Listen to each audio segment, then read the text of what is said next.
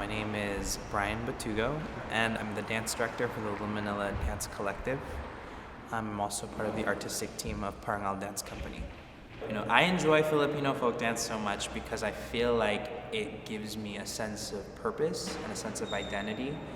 And I was a dance major at UC Berkeley, and I felt like the fundamentals of dance, how do you perform? That was kind of what I took away from that experience.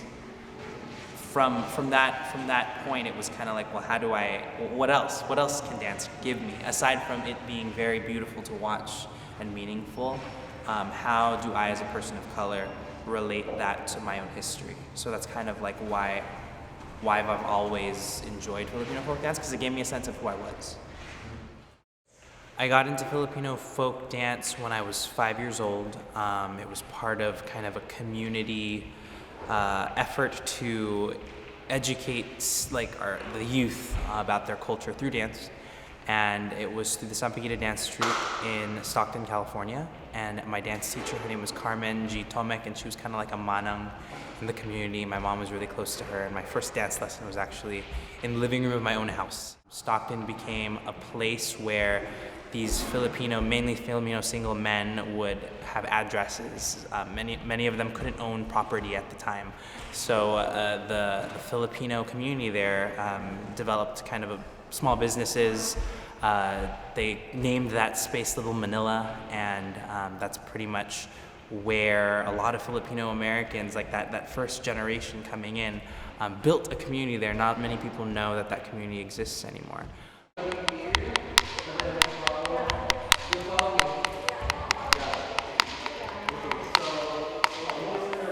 In the 90s, there was a huge Filipino folk dance community. A lot of high school students and some college students were coming together. They were presenting folk dances. They were representing Filipino culture throughout the community at various events. I eventually tried to make something happen before I left for college with my high school Filipino club. And after I graduated, which is kind of like the story of all these groups that happen in Stockton, it's very youth-led. Once the leader goes off to college, it all of a sudden kind of falls apart. So upon returning, I graduated from UC Berkeley in 2011, and upon returning to Stockton, I was doing what I always did. I was still dancing, and I was back. So I gathered people that I knew. I hooked up with the University of the Pacific Luzon Filipino Club, and we started kind of just dancing in the community again and bringing that folk dance practice back into the community events.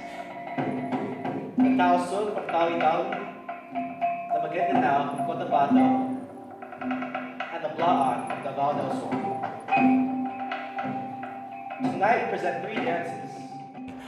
The training that I received needed to be out there, and I wanted to kind of make that available to more individuals in my community, as opposed to, let's look up a dance on YouTube and let's only do tinikling and binasuan because we only know those dances, but to really inspire those around me that there is more to Filipino folk dance. So I started the Manila Dance Collective to kind of improve the quality of folk and indigenous dance instruction in Stockton, because there is a youth population that's still hungry for it. Show. And it's going to be our first community show only because it's the first time our dance collective and our youth dance collective, let's give it up for the are going to come together, and we're going to basically show the community that, hey, Filipino folk dance is alive, it's breathing, it's kicking, it did not die out on us, and it's not just at PCN, it's in the community. So I'm excited to present that and make that statement. Through our youth dance program, we've been able to reintroduce Filipino folk dance to children ages like grades kindergarten to middle school. That last time that has happened, it was in the 90s to the early 2000s. So 10 years later, it's been like a decade of just stagnant Filipino folk dance, maybe informally through maybe an aunt who knew how to do it, so we're going to do it for their wedding anniversary, but then after that, it's done. So our youth dance program is trying to sustain this practice as something that you grow up with, like kind of my experience. I grew up with it. I want to be able to say, if something happens to me, this is still going on, and I feel like that's also in PDC and Parangal. They're focused on how do you keep this organization, all organizations really, how do you keep it going when the person that either started it or had that vision, how do you spread that vision so that it just sustains itself? We put makeup on. Eyeshadow for the first time.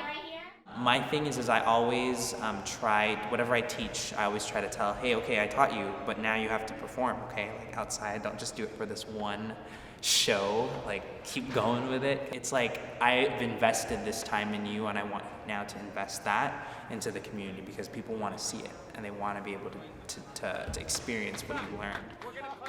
It starts slow and it gets faster and faster with the beat of your heart, and then we all come together and say Isang, say Isang. It means one down. It means if one of us falls, we all fall. But if one of us rises, we rise in the same way together. It's an issue of solidarity. You guys ready?